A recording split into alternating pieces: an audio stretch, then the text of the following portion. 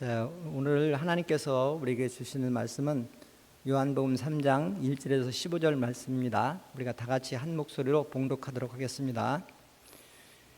제가 편의상 제가 1절 읽고 그 다음에 2절 이렇게 교독합시다. 그래야 좀 숨을 쉬어가면서 갈 것 같아요. 그런데 바리새인 중에 니고데모라 하는 사람이 있으니 유대인의 지도자라.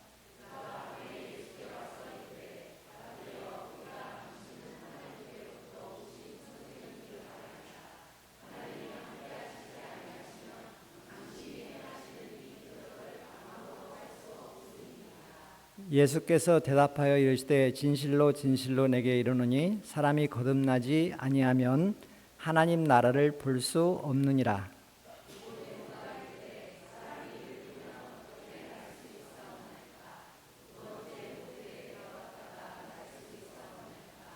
예수께서 대답하시되 진실로 진실로 내게 이르노니 사람이 물과 성령으로 나지 아니하면 하나님의 나라에 들어갈 수 없느니라. 내가 네게 거듭나야 하겠다 하는 말을 놀랍게 여기지 말라.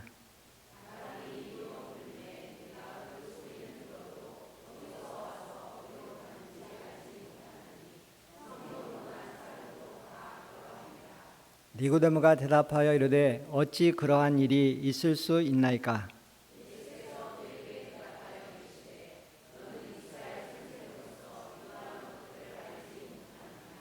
진실로 진실로 내게 이르노니 우리는 아는 것을 말하고 본 것을 증언하노라. 그러나 너희가 우리의 증언을 받지 아니하는도다.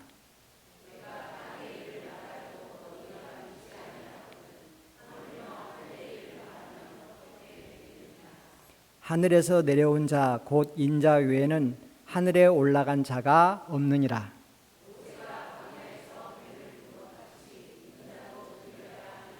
같이 읽읍시다. 이는 그를 믿는 자마다 영생을 얻게 하려 하심이니라. 아멘. 제가 미국에서 목회할 때 그 어떤 미국 선교사님 한 분이 저희 교회에서 함께 섬겼습니다. 그래서 이제 어느 날 함께 교회 사역 이야기하다가 우리 이 교회 상황들을 이렇게 서로 얘기하면서 이제 얘기하는데 제 아내가 우리 교회에 거듭난 사람이 몇 명이나 될까요? 하고 이렇게 물었어요. 그때 선교사님이 고민을 좀 하는 눈치를 보이다가 한 25%쯤 될 것 같습니다. 이렇게 대답을 했습니다. 근데 사실 제가 그때 당시 저희가 이제 청년대학생 교회여서 많이는 모이지 못했는데 한 80명 좀 이렇게 앞앤다운으로 모였어요. 그리고 이제 목자 셀 모임을 우리가 하는 교회로 이렇게 했으니까 저와 또 목자들이 합치면 대개 한 13명, 15명 이렇게 이제 셀 반을 만들어서 했는데 그러면 25%면은 그 13명 빼고 나니까 교인 숫자로는 한 7명, 8명 정도가 거듭났다 이제 이렇게 되는 거예요. 그래서 목사 입장에서 상당히 좀 당혹스러운 그런 느낌을 느낀 적이 있습니다. 그래서 오늘 제가 이제 이 말씀 여러분과 나누는 것은 뭐 와서 얼마 안 되긴 하지만 제가 표를 봤어요. 표를 보니까 복음으로 다시 새롭게 이렇게 표가 있어요. 그래서 어떻게 하면 우리가 좀 더 새롭게 되고 또 분위기가 바뀌고 은혜가 넘치고 복음이 증거되고 이렇게 할 수 있을까? 뭐 여러 가지가 있겠지만 그 중에 하나 정말 거듭난 born again 크리스찬이 교회 안에 좀 더 많아지고 가득 차면 그래서 우리 생각대로 각자 자기대로 말하지 않고 성령의 인도하심 기도하고 또 성령의 인도하심을 따라서 우리가 마음을 하나로 모으고 이렇게 하면 얼마나 좋을까 이제 그런 생각이 들었습니다. 미리 말했습니다. 교회 표가 뭐라고요? 예, 복음으로 새롭게. 그래서 이 복음으로 새롭게에 대해서 어떻게 그러면 우리가 새롭게 될까? 그럴 때 가장 그 파운데이션 기초인 born again에 대해서 다시 말하면 거듭남을 주제로 오늘 여러분과 간단하게 말씀 나누겠습니다. 그 born again이라는 말이 미국에서는요 1970년대에 좀 유행을 했어요. 한국에서 지금도 이 단어가 많이 사용되고 있는지는 잘 모르겠는데 제가 신학교에 다닐 때만 해도 상당히 많이 이렇게 사용된 단어고 중요하게 여겼습니다. 타임 잡지에도 보면은 그때 Born Again Faith 이렇게 주제 아래서 인생은 180도로 변화되었다 이렇게 하는 사람들의 고백 이야기가 많이 실렸어요 그때. 그리고 또 1976년에 그 로스앤젤레스 타임즈에는 그 미국에서 투표할 나이에 이른 사람의 3분의 1 정도가 Born Again Religious Conversion 이런 경험한 사람들이다 이렇게 갤럽 여론조사에도 나와서 이게 무슨 크리스찬지의 교회를 상대로 이렇게 하는 얘기가 아니고 그냥 미국 사회가 그 당시 그랬다고. 나는 깜짝 놀랐어요 이걸 다시 보면서. 왜? 제가 경험한 미국은 그 정도는 아니었거든요. 근데 그때 당시는 그랬다고 얘기를 합니다. 근데 실질적으로 이 본어게이라는 단어를 제일 먼저 사용한 분은 누구실까요? 예수님입니다. 그 예수님은 당시 대표적인 지식인이었던 니고데모 공의원에게 사람이 거듭나지 않으면 하나님 나라를 볼 수 없다 이렇게 말씀했습니다. 이 말씀은 거듭나는 게 반드시 필요하고 또 반드시 거듭날 수 있다 이 두 가지를 암시하는 말씀이에요. 그러니까 우리가 신앙생활하는데 이렇게 하나님 잘 섬기다가 천국 가는데 말하자면 거듭나지 않아도 되고 또 거듭나는 것이 무슨 말인지 모르겠지만 그런 게 가능할까요? 이렇게 불가능하다고 생각한다면 예수님이 이런 말씀 안 하셨겠죠. 그 사람이 몇 살쯤에 그러면 영적 변화를 경험할 수 있는가에 대해서는 보통 이제 이 중생 거듭남을 이야기하는 분들의 일반적인 그런 생각들은 첫째, 죄가 뭔지를 깨달을 수 있는 그 정도 수준은 돼야 된다. 꼭 육체의 연령만은 아니라도요. 그 정도 돼야 된다. 그리고 또 자기 자신의 의지로 하나님 앞에서 제가 이러이런 죄인입니다라고 고백할 수 있어야 된다. 이렇게 두 가지를 나름 중요하다고 생각합니다. 근데 이 죄를 인식하고 또 회개하는 이 영적인 변화가 꼭 육신의 나이와 일치하는 것은 아니다라는 걸 알 수 있어요. 그래서 가끔 어떤 사람들은 좀 일찍, 물론 선행하시는 하나님의 은혜와 성령의 역사로 거듭나는 것이기 때문에 어떤 사람이 순전히 개인의 어떤 특성만 가지고 일찍 이런 체험을 하는 것은 없으리라고 생각합니다. 그렇지만 그냥 일반적인 관점에서 어떤 사람은 다른 사람보다도 훨씬 더 일찍 그런 체험을 한다 하는 것은 사실인 것 같아요. 그래서 사람이 몇 살쯤에 영적 변화를 경험할 수 있는가? 그 네덜란드 사람으로 독일의 나치 시절에 박해를 받아 수감 생활을 했던 분 중에 옛날 분이에요. 코리텐 붐이라는 그런 분이 있는데 In My Father's House라고 하는 그 책에 보게 되면 5살 때 I want Jesus in my heart. 그러니까 예수님이 내 안에 계시기를 간절히 원했다. 이제 이런 글이 있대요. 그래서 이걸 보고 그 빌리 그레이엄 목사님은 코리텐 붐이 5살 때 거듭났다고 볼 수 있다. 뭐 이렇게 얘기했는데 저는 여기는 동의하지 않습니다. 물론 은혜가 있고 구도자의 마음이 있었다. 그렇게 일찍. 그거는 제가 이해가 되겠어요. 그렇지만 그것만 가지고 말하자면 I want Jesus in my heart 이렇게 하는 그런 마음 가지고 거듭났다. 이렇게 말하기는 조금 이르지 않을까. 그러나 아무튼 5살에 이런 기도, 이런 마음을 했다는 거 놀랍지 않나요? 여러분 4살에 했어요? 놀라지를 않으시네요.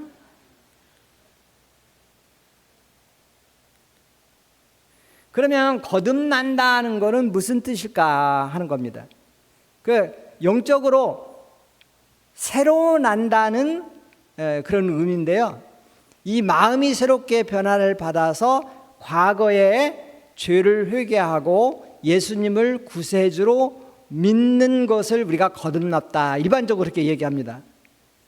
거듭나면 예수님을 주님으로 따를 수 있게 되고 또한 성령의 인도 아래 살 수 있게 됩니다. 무슨 말이냐면 그냥 쉽게 표현하면 우리가 거듭난 상태가 아니면 성령에 대해서 우리가 말은 할 수 있지만 사실 성령이 어떤 분이시고 어떻게 세밀하게 나를 인도하시고 내 안에 함께 하시는지를 우리가 안다고 말하기는 좀 어려울 것 같아요. 그래서 거듭나는 것은 그 오래된 집을 수리하고 건물을 새롭게 바꾸는 그 리모델링과는 좀 질적으로 다르다는 걸 알 수 있습니다. 또 일시적으로 우리가 어떤 감정의 변화를 느껴서 정말 은혜 받았습니다 라고 하는 것과도 조금은 다를 수 있다고 생각합니다. 그래서 영적으로 그래서 표현을 어떻게 했냐면 새로 태어나는 거다. 그러니까 내가 조금 어제와 오늘이 그게 뭐 지적이든 감정적이든 어떤 형태로든지 조금 달라졌어요 하는 것과 다시 태어나는 것과 똑같을 수는 없겠죠. 그래서 이 변화를 예수 믿고 전혀 다른 사람으로 변화되었다고 하는 것을 표현할 때 영적으로 다시 태어났다, 거듭났다 이렇게 주님이 표현을 하셨습니다.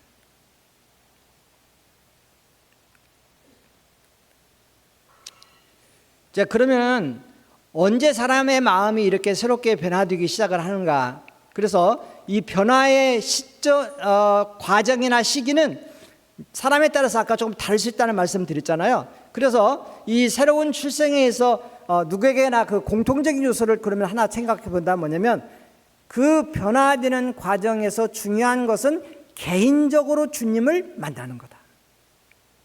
그러니까 그냥 대중집회에 가서 은혜의 분위기 속에서 막 이렇게 해서 나 예수 믿겠습니다, 예수 믿습니다 이렇게 고백하는 것도 물론 아주 유의미해요.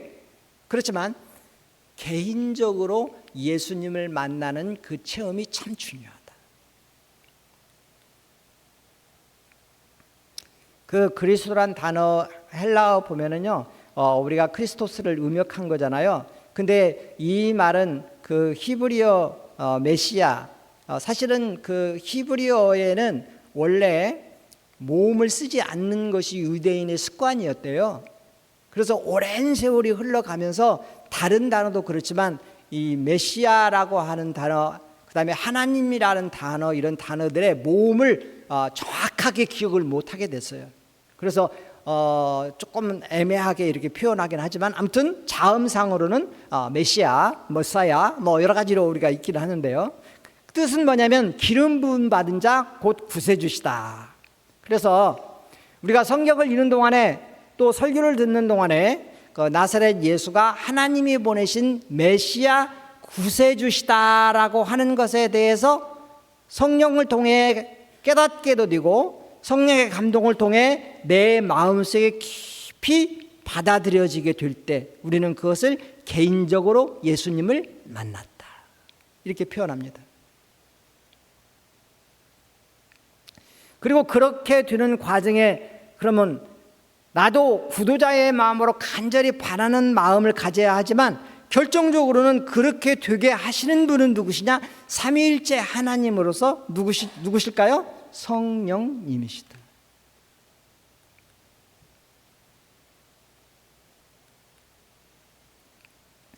성경을 보면 예수님을 따라다닌 군중들은 수도 없이 많았잖아요. 그러나 예수님을 구세주로 믿은 사람들은 우리가 생각하는 것만큼 그렇게 많지 않았어요. 또 지금도 수많은 사람들이 이러한 저런 목적으로 교회에 많이 나와요. 물론 저희 교회도 적지 않은 분들이 모이잖아요. 근데 또 어떤 데 보면은 뭐 몇만 명씩 모이는 그런 교회도 있다고 들었어요. 이렇게 많은 사람들이 교회에 나와서 예배하고 또 크리스찬이라고 자기들이 고백하고 그런데 제가 누구를 뭐 이렇게 낮게 평가하는 거 절대 아니고요. 그냥 일반적으로 많은 목사님들 책들이 걱정하고 염려하는 중에 하나가 뭐냐면 생각만큼 교회에 본어게인 거듭난 그리스도인이 많지 않을 수 있다고 걱정합니다.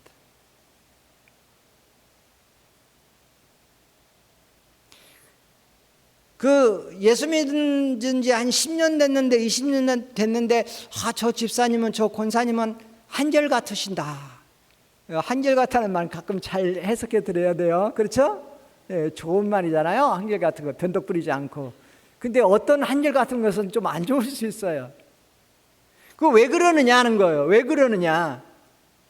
중요한 거는 내 마음 중심이 변해서 새로운 사람이 되어야 그 다음 거기서 뭐도 나타나는 거예요. 삶의 모습으로서의 겉으로 드러나는 모습도 바꿔지는 거죠. 그래서 우리가 정말 예수님을 만나서 본어게인 크리스찬이 되었다면 굳이 훈련받고 특별하게 노력을 하지 않더라도 그 안에 있는 예수님의 생명의 그 씨와 능력이 그 사람을 어떻게 변화시켜 새로운 새로운 삶을 살게 인도해 주신다. 다만 우리는 그거를 좀 더 효과적으로, 좀 더 교회 공동체 전체로 잘 해보자는 차원에서 제자 훈련도 하고 신앙 훈련도 하는 거예요.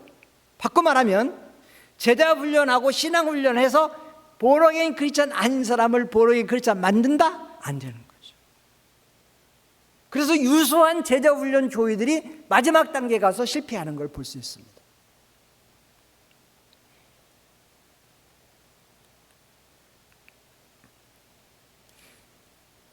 반대로 그래서 우리가 죄에 물든 성품 그대로 가지고 거듭나지 못한 상태에서 교회를 다니는 경우는요, 보통은 뭐 우리가 송구영 신예배 드리고 신년 예배 드릴 때마다 어떻게 합니까? 새로운 결단 하잖아요. 그 나름 이제 내가 새해에는 지난 한 해 동안 보니까 이렇게 계획했는데 못했어요. 그래서 이거 해야 되겠다, 이거 버려야 되겠다, 이렇게 다 계획하잖아요. 저도 같은 과정을 많이 반복해 봤는데 우리가 그 오래 지속 못해요. 왜? 그 지속 못하는 게 당연합니다. 내 의지로 할 수 있는 것은 한계가 있는 거예요. 내 안에서 생명샘이 솟아오고 오르고 성령의 그 능력과 은혜로 가는 것하고 내가 내 힘으로 하는 것하고 그 한계가 있는 거잖아요.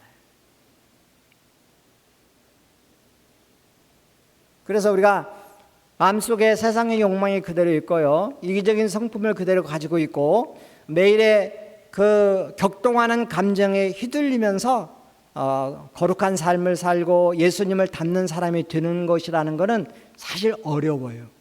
그래서 어느 순간에 어떻게 되냐면 은혜로 기쁘게 신앙생활하는 게 아니라 왜 이렇게 힘든지 모르겠다, 신앙생활이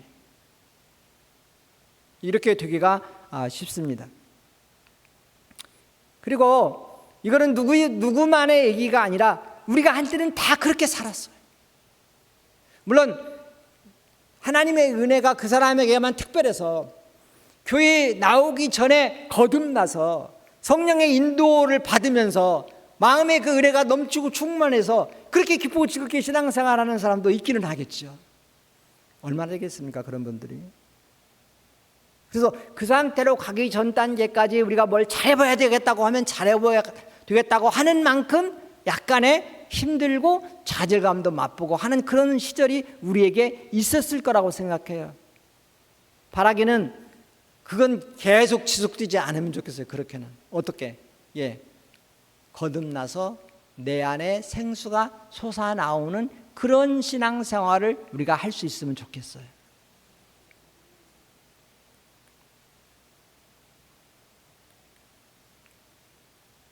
그래서 거듭나는 영적 변화에 대해 우리를 그 믿음으로 이끄시는 하나님의 주권적인 역사, 하나님이 주도적으로 하신다, 우리가 그런 뜻에서 주권적이라는 표현 쓰잖아요. 그거를 강조하는 그런 신앙의 흐름도 있어요. 그러니까 우리가 신앙생활할 때 다 하나님이 하셔, 다 우리가 아무리 노력한다고 안 돼, 성령이 역사해야 되고 하나님의 뜻이 있어야 돼, 이런 거를 더 많이 강조하는 계열이 있고요. 또 다른 편에서는 그거를 부정하지 않아요. 그걸 인정하지만 그러나 그렇게만 말하는 거는 우리들이 해야 할 은혜를 구하고 사모하고 말씀을 따라 살려고 노력하고 이런 부분들을 조금 간과하게 되고 책임을 떠넘기게 되는 그런 측면이 있다. 그래서 우리가 열심히 해야 돼라고 더 강조하는 그런 신앙의 계열이 있어요. 근데 제가 볼 때는 이 둘은 다 성경이 말씀하고 있는 거예요. 극단적으로 하이퍼 칼빈이즘이나 예를 들면 레디컬 알메니안이나 양쪽으로 다 가면 안 되는 것 같아요. 그래서 우리가 복음주의라고 하는데, 요즘 복음주의는 너무 나이브해져 가지고 사실상 저도 복음주의자라고 어디 가서는 항상 그렇게 말을 하지만, 복음주의는 조금 반성할 필요는 있어요. 그렇지만 여기서 중요한 건 하나님의 은혜의 역사와 그 은혜의 역사를 받는 한 개인이 하나님 앞에서 간절히 말씀을 사모하는 마음으로 적극적으로 주님의 그 은혜를 따라서 살려고 노력하는 것이 합력해서 하나님의 구원의 은혜의 역사들이 이루어진다고 하는 차원에서 우리가 두 가지를 같이 보면 좋겠다 하는 겁니다.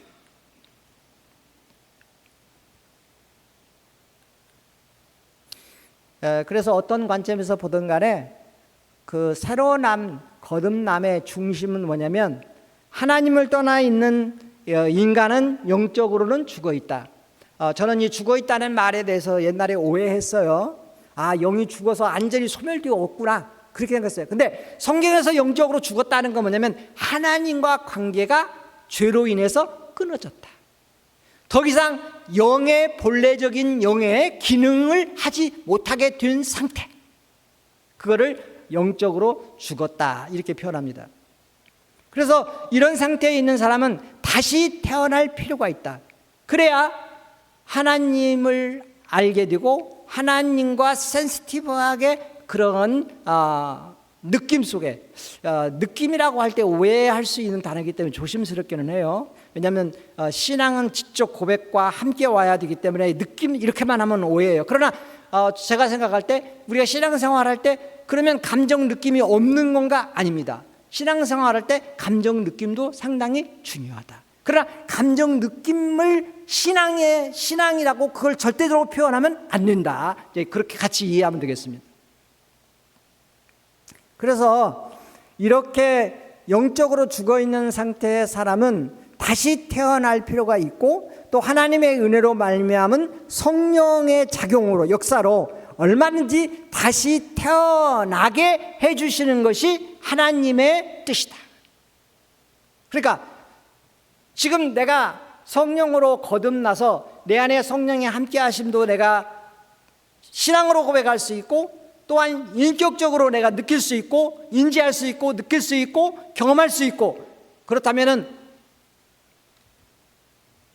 오케이. 근데 왠지 나는 모르겠어. 성령님 말씀하는데 내가 잘 이해도 안 되고 경험한 바도 없는 것 같고, 딱히 요즘 신앙생활에서 성령의 어떤 역사가 나타나는 것 같지도 않아 라고 한다면 우리가 그 부분은 조금 더 한번 생각해 봐야겠습니다.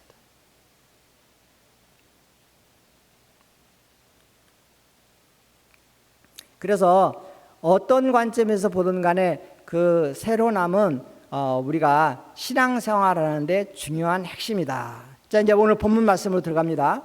본문 보면 바리새인이며 유대의 지도자였던 니고데모가 밤중에 예수님 찾아왔어요. 밤중에 왔다고 하는 것은 약간 좀 다른 사람의 시선을 의식하고 피한 측면이 없지 않을까, 그런 생각이 듭니다. 그러면 이 니고데모는 왜 예수님을 찾았을까요? 그 사람들은 자신의 필요를 따라서 그것을 얻을 수 있는 곳에 가든지 얻을 수 있는 사람을 찾든지 하잖아요.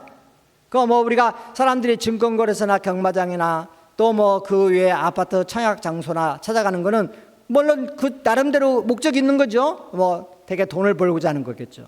또 권력 실세들의 주변에 사람들이 많이 모이는 것도 또 그 다른 이유가 있는 거겠죠. 그러니까 니고데모가 예수님을 찾은데도 니고데모에게는 분명히 어떤 필요와 목적이 있었을 거라고 생각합니다. 근데 당시 니고데모는 상당한 권력과 지위를 가지고 있는 사람이었어요. 그래서 이 사람이 그런데 그냥 사회적으로나 그냥 인간적 관점에서 본다면 별로 주목할 필요가 없고 초라해 보이는 그 청년 예수님을 주목했습니다. 요한복음 2장 23절에 보니까 6월절에 예수께서 예루살렘에 계시니 많은 사람이 그의 행하시는 표적을 보고 그의 이름을 믿었다, 이렇게 나옵니다. 그러니까 니고데모가 예수님을 찾아간 이유는 바로 예수님이 행하시는 표적 때문이었다라고 우리가 생각해 볼 수 있어요. 그 예수님을 통해 나타나는 표적이 그냥 아무나 할 수 있는 거였으면 그렇게 주목할 필요가 없었겠지만 아무나 할 수 있는 것이 아니었기 때문에 주목이 됐던 거예요. 그래서 예수님이 과연 누구실까 확인하고 싶었던 것 같습니다. 그 나사렛 시골 청년 예수를 만나자 니고데모는 이렇게 고백을 하죠. 랍비여, 우리가 당신은 하나님께로부터 오신 선생인 줄 아나이다. 하나님이 함께하지 아니하시면 당신이 행하시는 이 표적을 아무도 할 수 없습니다. 이렇게 고백을 했습니다.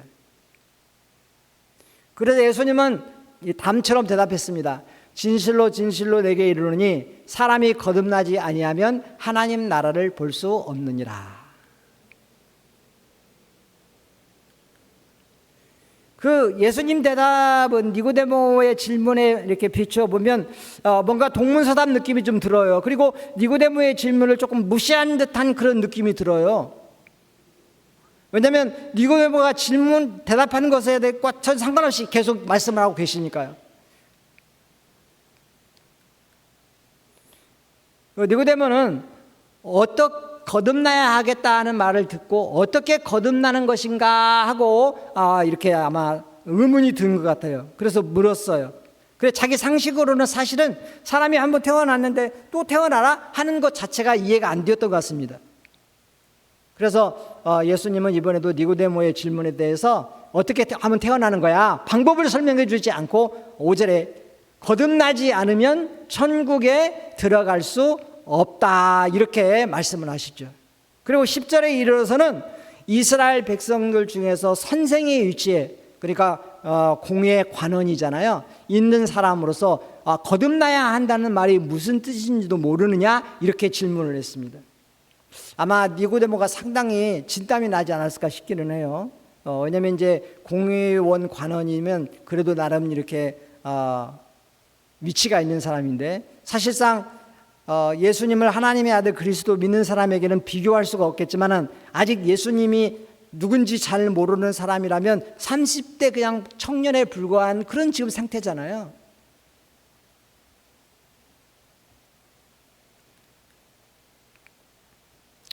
그 본문에서 우리가 이제 이 두 분의 대화 내용 속에 이 거듭남에 대한 그 메시지가 들어있는데 이제 이 메시지를 우리가 지금 찾아서 어떻게 우리가 나의 삶에 우리 신앙생활에 가져올 건가 이제 하는 게 중요합니다.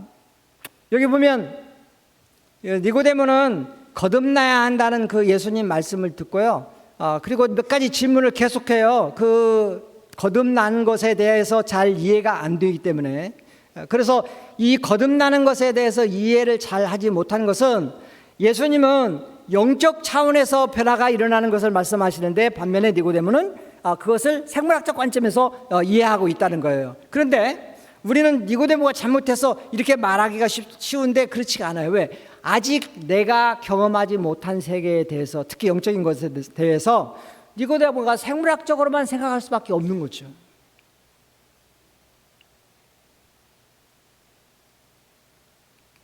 그래서 제가 이것에 대해서 어떤 분의 얘기를 하나만 잠깐 적어놓을게요. 시간이 많지 않을 것 같은데, 그 그레고리 바움이라는 사람이 종교와 세계라는 책을 썼는데요. 그 안에 보게 되면 종교와 종교적 언어에 대한 얘기를 해요. 왜냐하면 모든 언어는 이 객체가 있고 그 객체를 지칭하기 위해서 그것의 이름으로 단어가 생겨나요. 자, 우리가 성경책 이렇게 하게 되면 성경책이라고 하는 이것이 있어요. 이거 객체가 있어요. 그리고 이 형태는 다 다를지라도 성경책 그러면 성경책이라는 언어 속에 뒤에 이미지가 나오는 거예요. 그래서 우리가 미닝이라고 하는 의사소통이 가능해지는 거예요. 그런데 종교적인 차원에 있어서의 언어들은 그것을 체험한 사람에게는 종교적인 체험을 했기 때문에 하나의 정확한 팩트라는 객체가 생겨 있어요.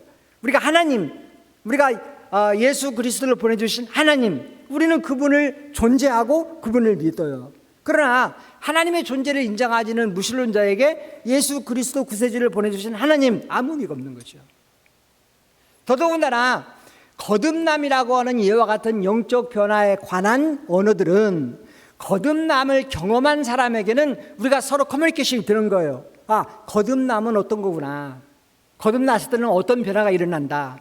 거듭난 삶은 이런 거다라고 하는 함께 공유할 수 있는 공감대라는 게 생겨 있어요. 그러나 전혀 이것이 없는 사람에게 거듭나야 된다라고 할 때 도대체 그게 무슨 말이지? 이렇게 되는 거잖아요.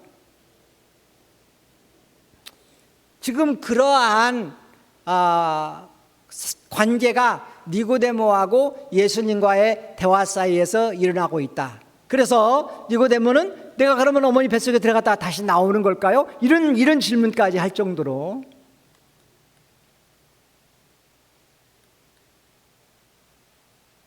그래서 우리가 하나님의 영적 세계를 이해할 때 우리 인간의 눈에 또는 우리의 어떤 그 이성의 인식의 수준에서는 사실 그게 불가능한 일이야. 그런데 그것이 우리 인간적 차원에서만 보면 불가능한 일인데 다시 하나님 편에서 하나님 관점에서 보면은 그것은 다 가능한 일이다. 어떤 사람이 그것에 대해서 두 단어로 이렇게 표현했어요. Impossible possibility.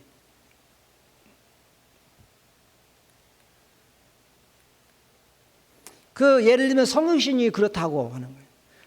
지금 우리가 본어게인 말하고 있어요. 그것도 마찬가지라는 거예요. 그러니까 이것이 우리 인간적 차원에서는 다 불가능한 일이지만 그러나 하나님께는 얼마든지 가능하고 일어날 수 있는 일이다. 이렇게 말씀하고 있습니다.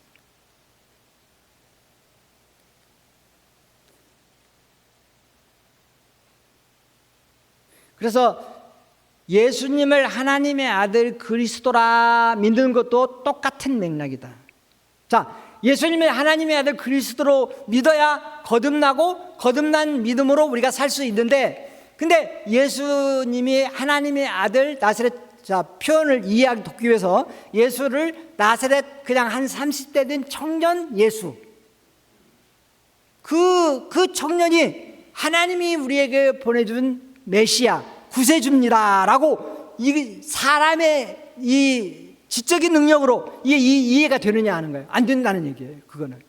그러니까 못 믿는 거는 너 왜 못 믿어? 그렇게 쉬운 걸 왜 못 믿어? 이게 아니고 못 믿는 게 사람으로는 정상이다. 안 믿어지는 게 사람으로는 정상이다.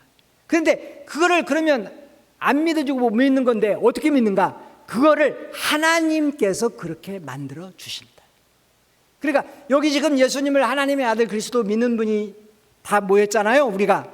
그러면 내가 믿은 건가? 아니고 이걸 누가 그렇게 해줬다는 거예요? 하나님께서 내가 믿을 수 있게 나를 그렇게 만들어 주셨다. 근데 그렇게 믿을 수 있게 또 하나님이 역사하는 것으로서 무엇을 성경에 기록해 놨냐면 예수님이 행하시는 표적을 거기다 기록해 놨다. 그래서 우리가 성경을 읽으면서 그 표적을 볼 때 사람으로서 도저히 불가능한 일인데 우리와 똑같은 사람이신 예수님이 이런 일을 행하셨어? 도대체 그분이 누구길래 이런 일들이 일어나고 그의 이름으로 이런 기적들이 만들어진 거야.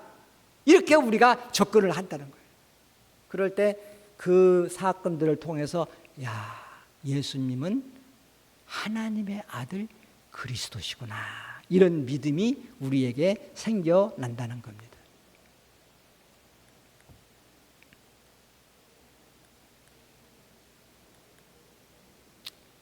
제가 말이 앞서갖고 조금 안 맞았습니다. 자, 성경에 이렇게 표적이 기록된 목적은 그 예수께서 하나님의 아들 그리스도이심을 믿게 하려 함이고 또 너희로 믿어 그 이름을 힘입어 생명을 얻게 하려고 성경에 미러클, 표적들을 기록해놨다. 그래서 우리가 예수님이 누구신가를 정말 정확하게 알고 믿으려면 어디로 가야 되냐면 어디로 가야 돼요? 성경밖에 없다. 우리가 철학도 아니고 과학도 아니고 다른 무슨 것도 아닌 오직 성경으로만 가야 된다. 왜? 성경 속에서만 예수님이 누구신지를 진짜 알려주고 있기 때문에. 그래서 우리가 성경을 떠나서 예수님을 알 방법이 없어요. 아무리 철학적으로 깊이 사고하고 추론해도 거기서는 예수님이 하나님의 아들 그리스도라는 것을 알려주는 단서가 없어요. 그래서 하나님을 그렇게 열심히 섬긴다고 하는 유대인들이 예수님이 누군지를 알아보지 못했다는 관점에서 유다이즘은 실패한 겁니다.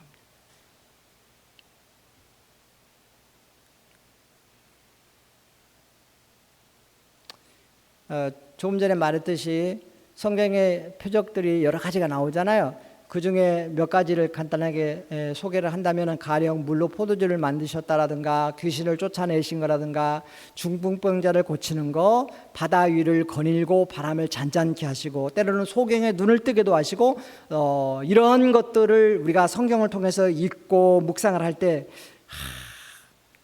저분이 누구길래 이런 역사들이 일어나나. 누가 그렇게 했어요? 제자들이.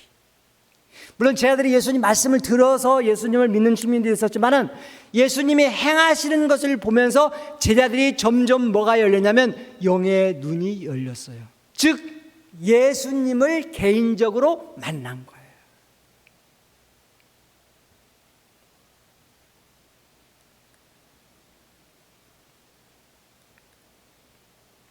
그래서 그 born-again 크리스찬, 즉 예수님을 개인적으로 만나 영적으로 새로 태어나 예수님을 구세주로 믿는 믿음이 생기면 그때 우리는 어디가 또다시 열리게 된다? 하나님 나라가 열려진다.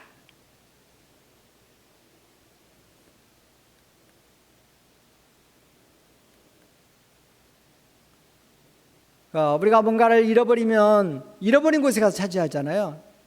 만약에 잃어버린 곳이 아닌 다른 데 가서 아무리 노력해도 찾을 수가 없어요. 왜 많은 사람들이 구도자의 마인드로 신의 존재를 찾는데 실패하는가? 찾을 수 있는 어디로 가지 않기 때문에, 성경과 교회로 오지 않기 때문에. 교회는 그러면 성경은 모르겠는데 교회는 하나님 예수님을 찾을 수 있을까? 교회는 말씀이 선포되기 때문에. 그래서 우리가 2000년이 지난 지금도 마치 타임머신처럼 되돌아가서 우리들이 예수님을 만날 수 있는 길은 여전히 열려 있습니다. 어떻게? 성경으로 들어가고 그때 성령께서 우리에게 조명해 주실 때 우리는 그 성경에 기록된 예수님의 말씀과 행하신 표적들을 통해서 예수님은 진정 하나님의 아들 그리스도시구나 하는 것을 깨닫게 됩니다. 이렇게 될 때 우리 내면에 영적으로 거듭나는 역사들이 일어나면서 그런 깊은 신앙의 체험이 어떻게 우리를 새롭게 만들어 준다. 그래서 표어에 무엇으로 새롭게? 복음으로 새롭게. 그래서 그냥 우리 그런 표지 하고 지나치면 아무런 일이 일어나지 않겠지만 정말 어떤 사람은 맞아, 저 주님의 말씀, 저 복음만이 나를 새로운 사람으로 변화시켰고 앞으로도 나를 거듭거듭 새롭게 해주실 거야. 이렇게 말씀을 사랑하고 말씀에 들어가서 깊이 묵상하고 그렇게 될 때 우리가 변하여 새 사람이 될 수 있다. 기도합시다. 은혜로우신 아버지, 오늘 이 자리에 있는 저희 모든 교우들이 다 예수님 믿고 성령으로 거듭나서 정말 주님을 사랑하고 천국의 소망을 가지고 그렇게 하루하루 신앙생활하면서 서로가 서로에게 격려와 위로와 기쁨이 되는 그런 사람들이 되게 도와 주시옵소서. 예수님의 이름으로 기도합니다. 아멘.